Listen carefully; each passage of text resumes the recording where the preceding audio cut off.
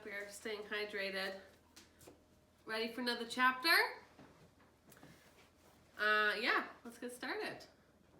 Do you remember what happened last time? The end of the chapter, Lem, she got her hair, she got her hair caught in a branch, and I actually thought it was maybe going to be Bigfoot grabbing her hair, but it ended up being a branch. Anyway, but when she pulled away and some of her hair was left on the branch, there was also a giant clump of thick reddish brown fur. Super exciting. That's a lot of evidence. So let's see what happens next. It's called, chapter 33 is called Termination.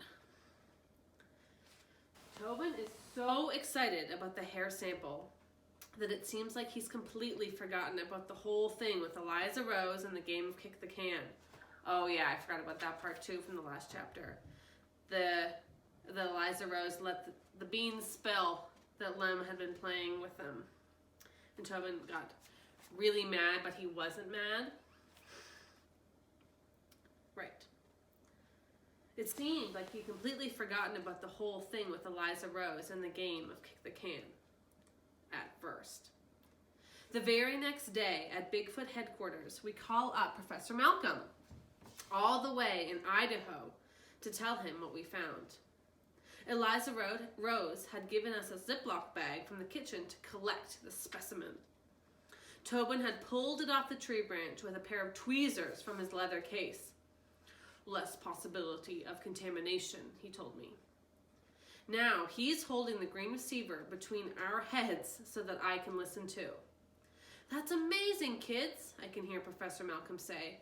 Absolutely amazing. I want to say I'm the one who found it. Me, Lemonade Liberty Wit, Assistant Bigfoot Detective Extraordinaire. But I don't. I figure I'm already in the doghouse with Tobin. Best just to let him take all the credit. Which he does. Thunder Stealer. Did I tell you that I'm the president and founder of Bigfoot Detectives, Inc.? Tobin asks Professor Malcolm. It is the mission of the corporation to be a leader in the scientific world of Bigfoot discovery. Then he turns to me and whispers, Bigfoot Detectives, Inc. is going to go down in history. Professor Malcolm chuckles. You're right about making history, he says. Good job to both of you.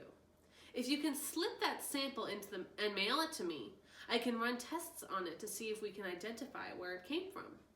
And if you can get copies made of that image as well, I would love to have one. With your help, we might just add a new species to the list of primates. Oh, see, now after that, I don't feel quite as suspicious about him anymore, Professor Malcolm. But we'll see. I don't think Tobin's chest could be any bigger or his smile any wider. We make a good team, I say, after we hang up. He doesn't say anything for a minute, and I watch the smile slip off his lips. Then he puts his hands on his hips and glares at me. You never answered me when I asked you how Eliza Rose knew you. ...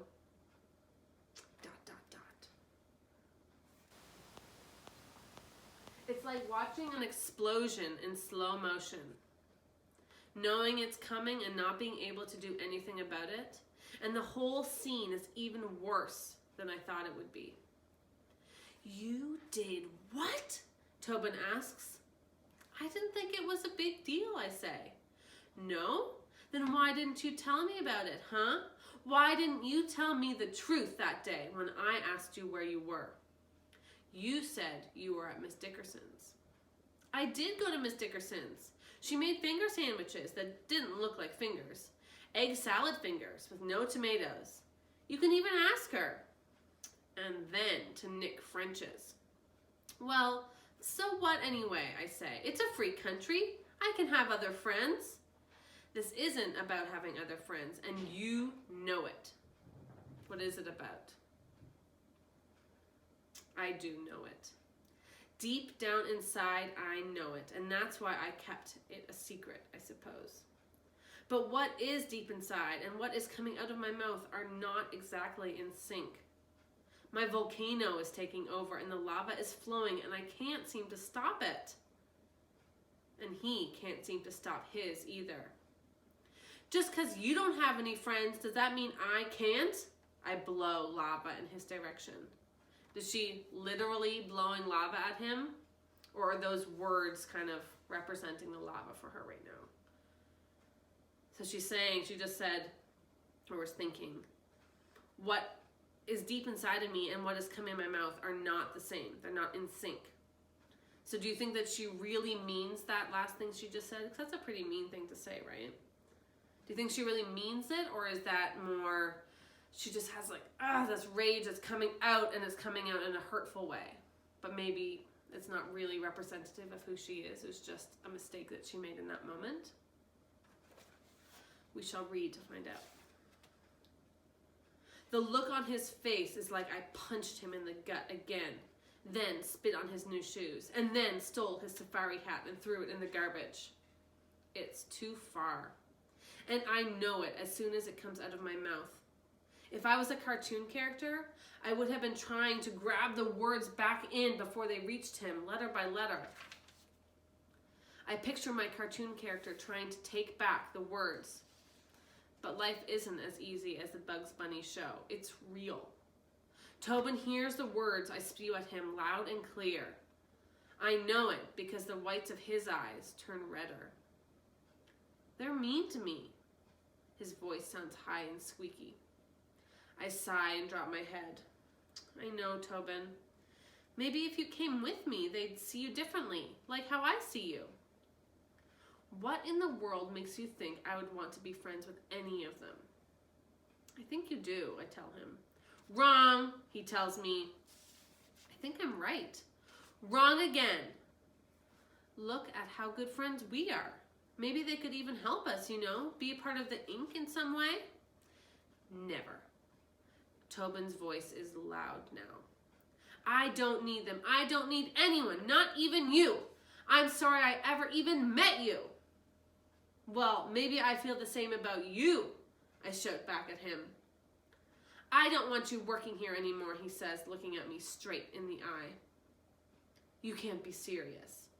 I am serious. Turn in your name badge and see yourself out. You are officially relieved of your position as Assistant Bigfoot Detective with Bigfoot Detectives, Inc. Tobin? He holds his hand palm up, waiting for his stupid handmade badge. Oh, so not like this, like this. Waiting for his handmade badge with the Elmer's glue clumped up on the back. I stare at him and he stares at me. Fine, I say, pulling it off my t-shirt. I throw it on the top of the desk. Leave, he points to the door. I don't know what else to say. I stomp toward the door and put my hand on the rusty knob. Before I open it, I turn around to look at him once more this time. He's already got his head buried in his ridiculous yellow legal pad, and he's shuffling the papers furiously. Are you sure you want to do this? I ask him. Already done, he says. Fine, have it your way, I say, pulling the door open. The whole garage door rattles when I give the side door one good hard slam. And then I walk away without even once looking back. Oh my gosh, that was a super intense chapter. What an argument they just had. Oh man, whew, that's a lot of emotions. Oh right, I was just looking back to the chapter title. It's called Termination. Termination is another way to say that someone's like fired, right? Or if something's over, right?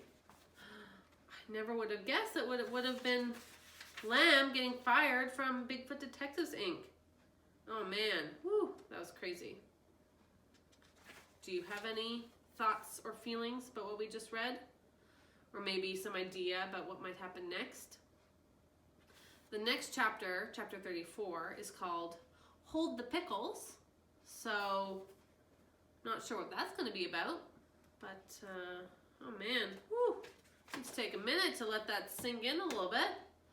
Perhaps you do too. And after that, you could write down some of your thoughts or observations or feelings in the comments of our Google Classroom. That's it for now, my friends. I'll see you soon. Bye!